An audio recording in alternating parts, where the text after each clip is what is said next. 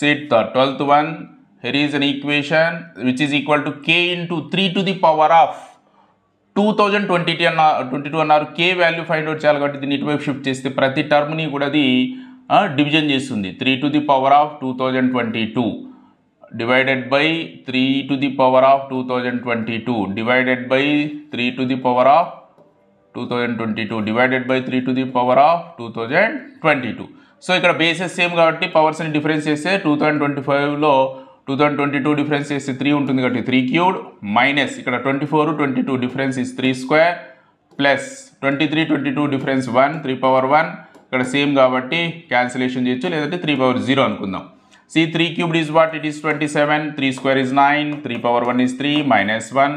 So 27 plus 3 is 30 minus 9 minus 1 is minus 10. The difference is 20. So option 2 is right answer.